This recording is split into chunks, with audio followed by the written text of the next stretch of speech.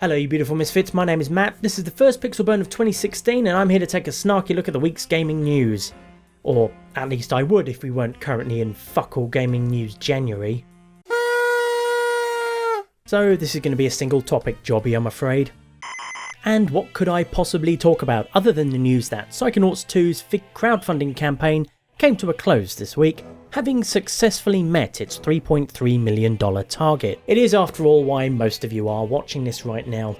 Naturally there was much celebration in the Double Fine offices with the obligatory champagne and party poppers, while fans too no doubt rejoiced at proving morose piss-pouring naysayers like myself wrong. I can't speak for my fellow cynics, but I'm personally not too bothered. I never said I didn't want Psychonauts 2 made, I just had some questions about the funding. In an ideal world, Psychonauts 2 will be made on time and within budget, it will be just as enjoyable if not more so than the first one, and I may eventually purchase play and even enjoy it. I'm not waging a one-man jihad against Double Fine here. Besides, now is when the real fun starts, because Double Fine still need to actually, make the game. Absolutely nothing's guaranteed until the game is on shelves in brick and mortar stores, or available to download and play on various digital distribution platforms. So don't count your hours played just yet, because that assumes Psychonauts 2 even gets all its allotted funding. Now I know what you're thinking, the Fig website says they met their goal and Double Fine even put out a thank you video, what more proof do you need? Well, the thing is, up to $1 million of that total on the Fig website technically isn't real. Not yet anyway. And it won't start to become real until January 29th, when the final rules about regulation crowdfunding under the Jobs Act come into effect, which it undoubtedly will. Barring a coup d'etat that plunges the entire United States into a second civil war, that is. All central government institutions have fallen into the hands of the Vice President.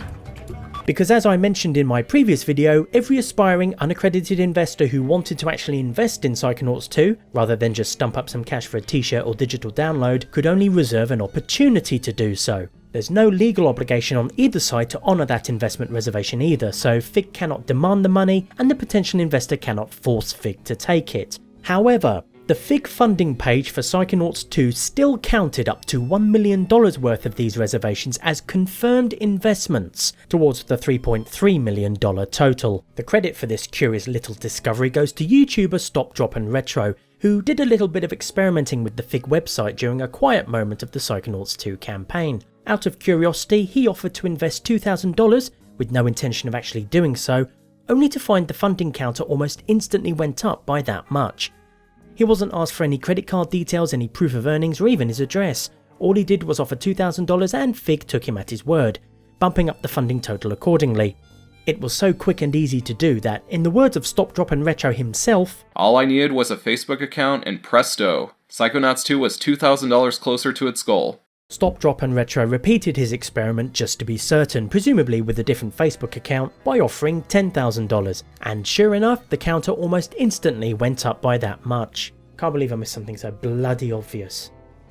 Anyway, after watching his video, I decided to try it for myself. Using a brand new actual Fig account for testing purposes, I attempted to offer $10,000 as an unaccredited investor during the brief window between the campaign reaching its goal and when it officially ended on January 12th. Fig accepted my offer to reserve shares, confirmed in this email, and the funding total didn't budge an inch. So either they rectified that little quirk after Stop, Drop and Retro's video came out, or I made my phantom contribution after Fig had already hit the $1 million limit on unaccredited investors. The very next day, I received an email telling me my investment reservation had been cancelled due to a violation of Fig's terms of use. Not long after that, my account on the Fig website was similarly terminated, as is Fig's right under their terms of use, although I failed to see any other more specific reason why they might have terminated my account. I was once 18 years old a long time ago, I am able and relatively competent, and all the registration information I submitted was truthful, accurate and complete. I mean, look at this sign up screen, it's not exactly a tax return, is it? Oh well, perhaps someone at Fig just doesn't like me. Can't imagine why.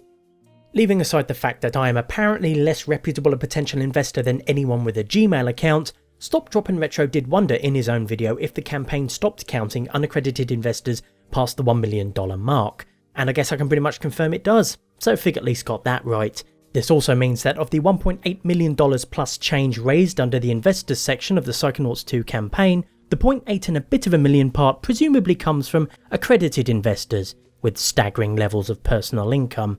So that figure at least is about as real and guaranteed as you can get. Unlike the case with unaccredited investors, there were no legislative hurdles preventing accredited ones from actually dotting the I's and crossing the T's on legally binding paperwork. Which still leaves us with $1 million in a quantum financial superstate of existing and not existing at the same time, and which could all crumble into dust as soon as anyone tries to measure it. Okay, so not all of it exactly. Not everyone who reserved an investment did so for spurious piss-taking reasons like I did. I'm sure plenty of them were genuine Psychonauts fans who really wanted to see the campaign succeed.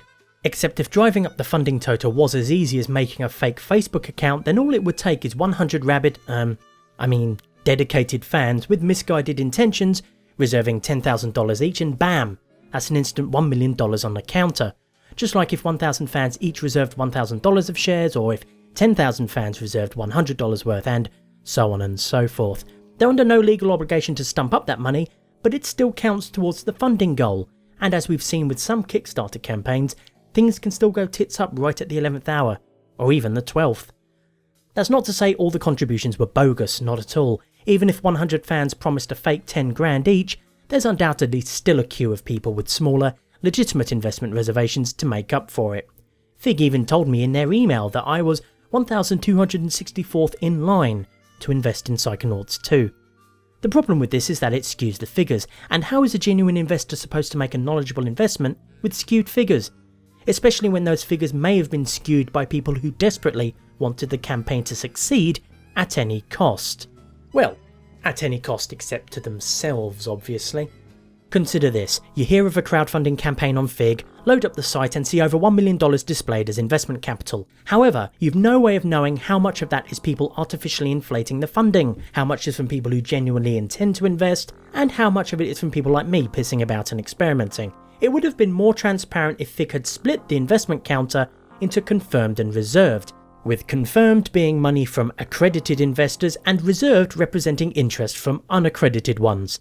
Sure, accredited investors might have viewed the lower sum from other accredited investors as a warning sign of sorts, making them less inclined to put their money in, although 800 grand plus is certainly nothing to sniff at. On the other hand, unaccredited investors might have decided that since the $1 million cap had already been reached, they'd just pledge for rewards instead, giving Double Fine a more tangible and realistic boost towards their funding goal. In theory, future Fig campaigns won't have this problem. The SEC's new regulations will have come into effect, unaccredited investors will be able to fork over their money almost instantly, similar to pledges, and the final numbers will be more concrete, assuming of course Fig actually changes how their site works in order to accommodate this, which I sincerely hope they do. The moral of this story is you probably shouldn't count your crowdfunding money until it's nestled in your bank account, especially when the success of your project hinges on 1. The internet promising you money, and 2.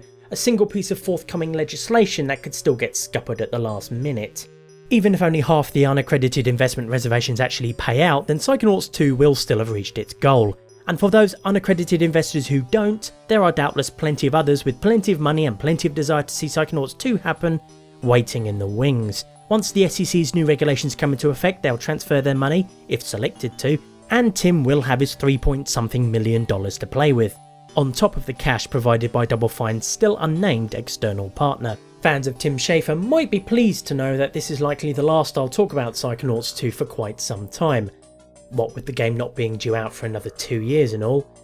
That doesn't mean I won't be paying attention, however, although I might be a tad distracted. I've got a bunch of scripts to prepare in advance for not entirely inevitable but still quite possible events such as the Psychonauts 2 Part 1 Season Pass, the Psychonauts 2 Part 2 Steam Early Access campaign, and the Help We Ran Out of Money Psychonauts 2 telethon stream, with Tim taking your Skype calls and music from Phil Fish.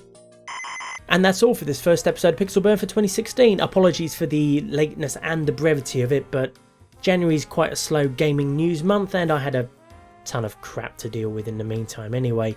If you still enjoyed it, however, then please do let me know by clicking the requisite button down below, and let your friends, family and the Security and Exchanges Commission know as well. At the very least, I hope you found it tolerable. In the meantime, until next week, as always, you can go now.